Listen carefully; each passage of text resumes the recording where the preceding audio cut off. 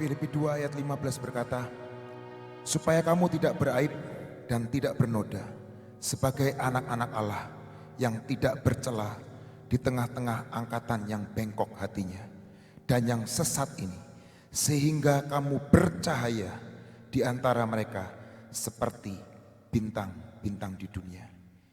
Yesus memiliki 12 murid yang menjadi bintang-bintang di dunia kala itu. Dan hari itu 12 murid Yesus memang sangat terkenal karena dia punya pemimpin yang legendaris. Betul saudara? Kemarin Pak Gideon cerita tentang bintang-bintang, betul? Ada Venus, ada Mars, ada sekalipun. Saudara pernah berpikir, pernah lihat bintang jatuh? Bintang jatuh, kalau mungkin waktu dulu kita sering lihat waktu anak muda pacaran, ayo lihat bintang, keren. Nanti kalau ada bintang lewat, set, make wish, pasti nanti akan kejadian. Betul saudara? Pernah dengar itu di zaman dulu? Mungkin saya terlalu tua untuk anak-anak muda sekarang. Mungkin wah nggak zaman kok, TikTokan sekarang, Instagram sekarang. Ngapain lihat bintang jatuh? Amin. Nggak keren sama sekali. Tapi firman Tuhan berkata, Tuhan menginginkan kita seperti bintang-bintang di dunia. Amin saudara. Kenapa bintang bisa jatuh? Pernah terpikir? Kalau saudara lihat itu bintang, terus lewat, itu bintang sudah gugur saudara. Sudah nggak ada lagi. Dan ketika saya lihat di Wikipedia, bagaimana bintang bisa jatuh. Mengerikan saudara. Ternyata di dalam bintang itu ada yang namanya fusi nuklir. Yang disebut hidrogen. Sangat panas di dalamnya. Intinya sangat panas. Bintang itu planet saudara. Dan intinya sangat panas. Ketika intinya sangat panas, ada sesuatu yang berkobar. Itu membuat bintang itu akan tetap dalam posisinya. Dan dia akan bersinar karena menerima sinar dari matahari. Tapi ketika bintang itu mulai tua dan bintang itu mulai dingin, hidrogennya itu berubah menjadi helium. Dan ketika berubah menjadi helium, intinya dingin, tekanan dari luar membuat bintang itu keropos. Dan gravitasinya gak bisa menahan lagi tekanan dari luar. Sehingga pada akhirnya dia menjadi supernova, mungkin saudara pernah dengar. Dan ada juga yang menjadi black hole, lubang hitam. Dan dia nggak pernah terdeteksi lagi menjadi sebuah planet. Tadi dikatakan Yudas dan juga murid-murid ada yang ngomong, kenapa buli-buli seperti itu kok ditumpahkan? Kenapa Yudas menjual Yesus? Selidiki hidup kita. Apakah hidup di dalam kedalaman ini sudah nggak ada api, sudah kosong? Dengar firman ya kosong, dengar pujian ya kosong. Dan ketika itu terjadi dalam hidup kita saudara, planet itu gak pernah menjadi sebuah planet lagi. Karena di dalamnya kosong. Hidrogen berubah menjadi helium. Dan itu dingin. Helium itu dingin. Dan ketika itu dingin, semua habis. Semua habis. Jadilah meteor, sering dikomong, bintang bintang jatuh. Itulah planet yang habis, tidak tersisa.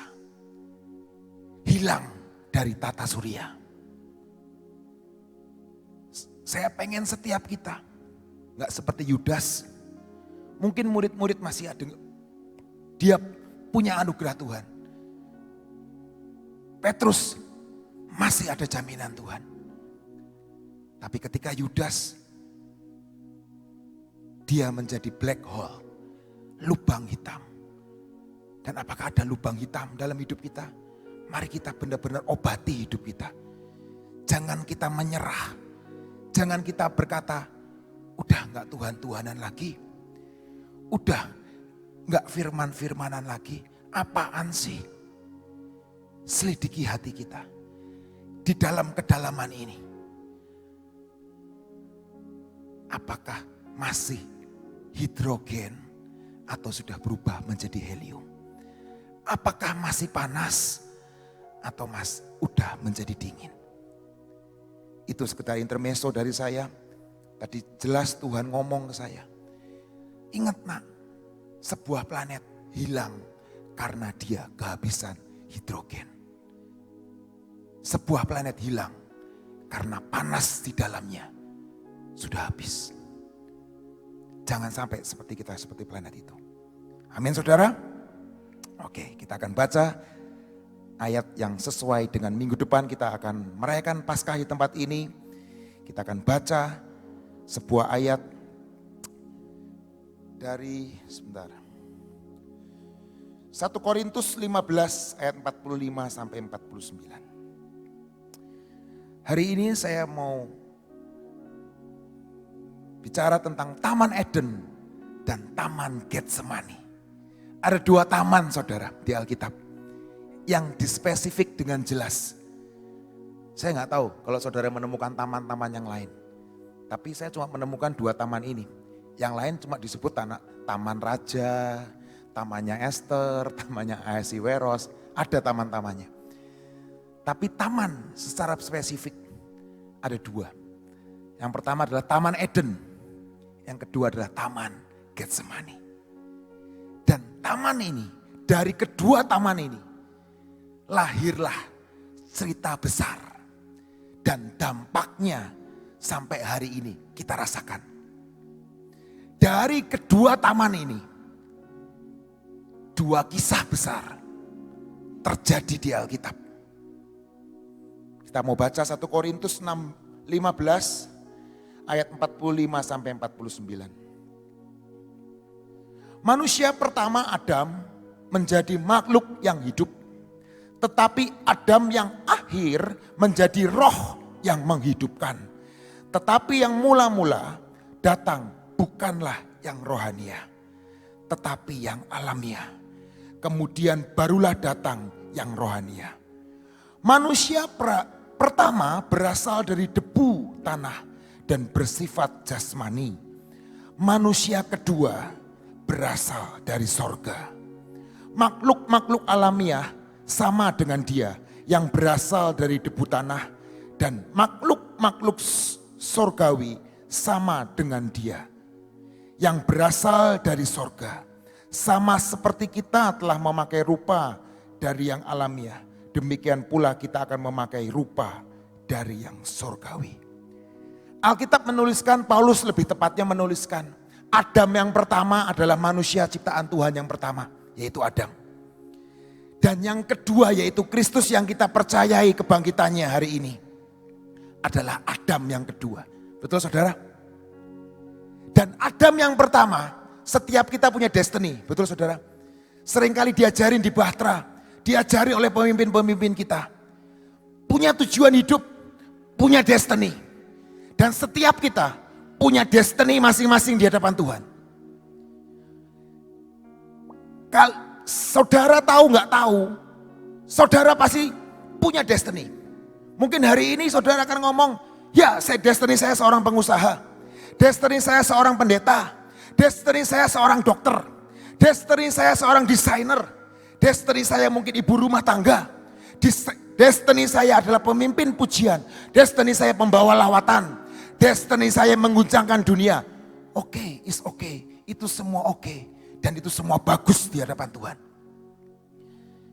Adam juga punya destiny yang luar biasa. Di Kejadian 1 ayat 29.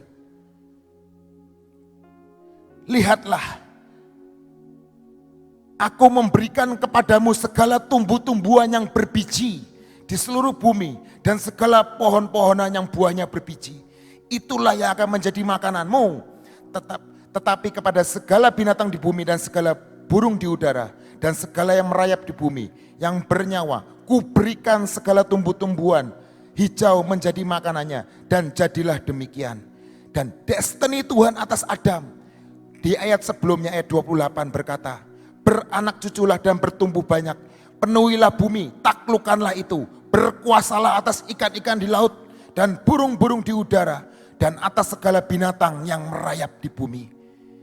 Destiny Adam sangat luar biasa. Diberi otoritas, berkuasa atas tumbuhan, binatang, dan bahkan nantinya seluruh makhluk bumi. Destiny Adam adalah destiny yang luar biasa. Mandat yang luar biasa. Dan itu sudah digariskan Tuhan di dalam hidup Adam. Karena kata Adam sendiri artinya adalah menangkap pewahyuan Tuhan. Orang yang disegani, orang yang bertanggung jawab, itu arti Adam. Tapi hari itu Adam ternyata di Taman Eden melakukan suatu kecerobohan. Betul saudara? Di ayat berikutnya, di Kejadian 2 ayat 16 sampai 17. Lebih spesifik Tuhan berkata, semua pohon dalam taman ini boleh kau makan buahnya dengan bebas. Tetapi pohon pengetahuan tentang yang baik dan yang jahat, janganlah kau makan buahnya. Sebab pada hari engkau memakannya, pastilah engkau, inilah kecerobohan Adam. Ketika Adam tidak mengikuti apa yang Tuhan inginkan, ternyata hari itu juga Adam mati. Dan destiny yang Tuhan taruh dalam diri Adam hilang. Dan hari itu, dan sampai hari ini, kita merasakan hasil ketidaktaatan dari seorang Adam. Betul saudara? Dan itu yang terjadi. Kita lihat di taman yang kedua, bukan yang Taman Eden. Di Taman Getsemani, ada seorang anak manusia yang Alkitab berkata dia adalah Adam kedua. Dan Tuhan Bapa di surga selalu membuat pengulangan. Dia tahu di taman yang pertama, anak manusia yang pertama jatuh. Dan di taman yang kedua, Getsemani, kita nanti lihat akhirnya. Sebelum saya ngomong tentang Yesus, Yesus punya destiny enggak? Punya saudara. Tapi saya rasa destiny ini enggak elegan. Destiny ini kurang keren lah kalau buat anak-anak zaman sekarang. Wah, enggak keren. Saudara punya pemimpin, terus saudara tanya, destinimu apa? Dan pemimpin saudara berkata, destiniku adalah mati dan bangkit.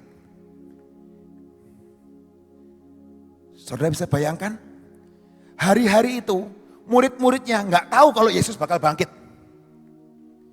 Dan belum ada orang yang bangkit dari kematian. Tapi Yesus berkata, destiniku mati dan bangkit. Kita mau baca.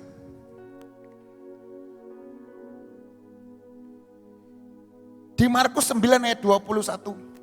Markus 9 ayat 31. Markus 8 ayat 31.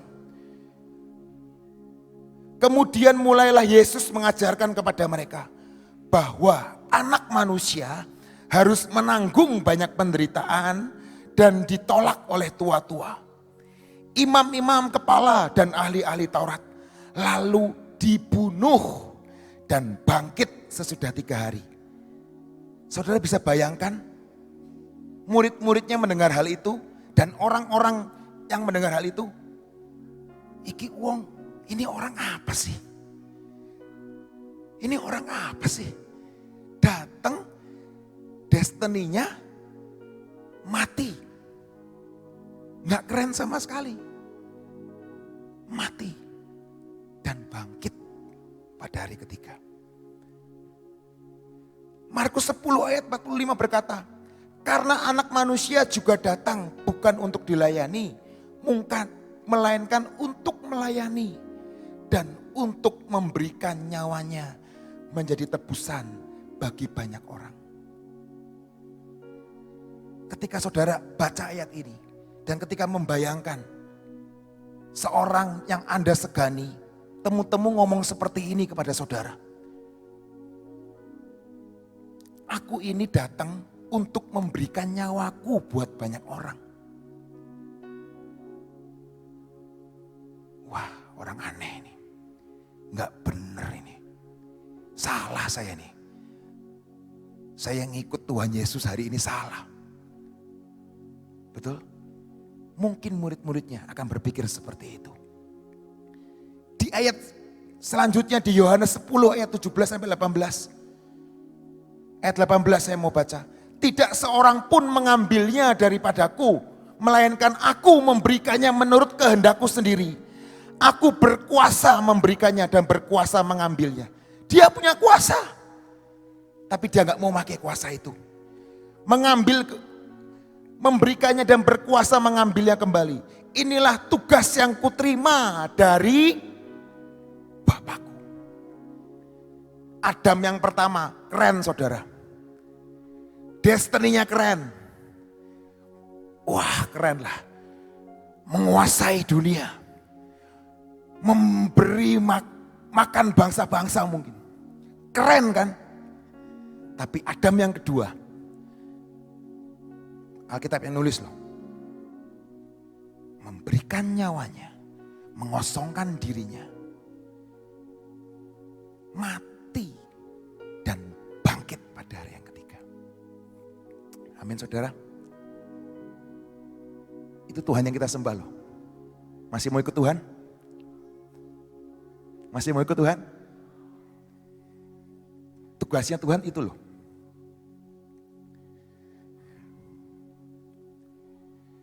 Dan hari itu di Taman Getsemani, Yesus bergumul.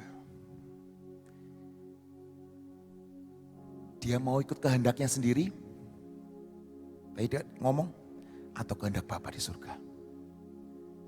Dan ketaatannya mengubahkan dunia. Betul? Ketaatannya membuat saya dan Anda ada di tempat ini. Ketaatannya membawa kita semua bisa ketemu dengan Dia pribadi.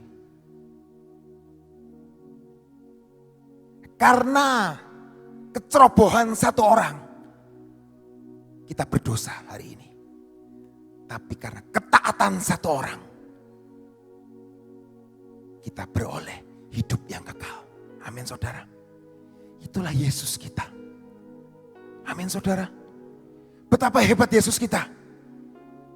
Dan dia mengosongkan dirinya. Bukan karena kehendaknya, tapi dia ngomong, Thy will be done.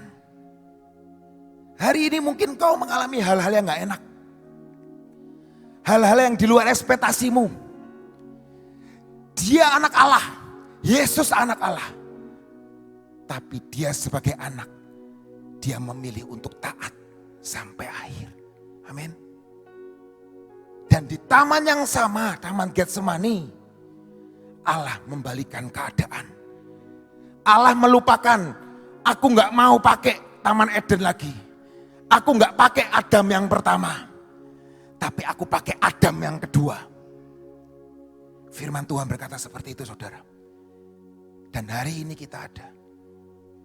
Karena anugerahnya karena ketaatannya sampai garis akhir. Dan dia boleh menang atas maut. Amin saudara. Ayat yang terakhir yang saya mau sampaikan. Ulangan 8 ayat 18.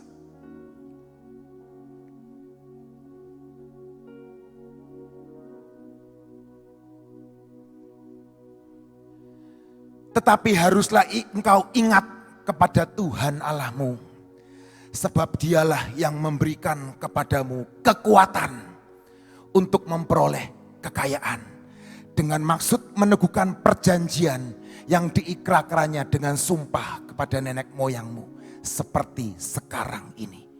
Dan hari ini Tuhan ngomong, Dia yang memberi kekuatan untuk kita memperoleh kekayaan jasmani dan rohani. Yesus 100% manusia dan Yesus 100% Allah. Dan sisi kemanusiaannya berkata, aku sangat takut. Betul saudara? Tapi hari ini kita harus ingat di Minggu Paskah ini kepada Tuhan yang kita sembah. Tuhan yang memberi kekuatan untuk kita memperoleh kekuatan. Amin. Apapun boleh terjadi dalam hidupmu. Siapapun engkau. Hari-hari ini saya tahu gak ada manusia yang sempurna. Tidak ada kehidupan yang sempurna. Tapi Tuhan yang memberikan kekuatan. Amin. Kekuatan untuk taat sampai garis akhir. Supaya kita jadi bintang-bintang di dunia. Orang taat itu bukan talenta. Taat itu bukan karunia. Orang dari lahir temu-temu taat. Tidak saudara. Taat itu adalah latihan. Taat itu adalah proses. Dan hari ini ketika engkau terima Yesus sebagai juru selamat, kekuatan, dinamis. Tuhan tidak akan membiarkan kita seperti planet yang jatuh. Tapi Dia akan mengangkat kita hari demi hari, semakin naik dan semakin naik. Dan kita bersinar seperti bintang-bintang di dunia. Mari kita berdiri saat ini. Kita mau berkata, ingat kepada Tuhan Allah.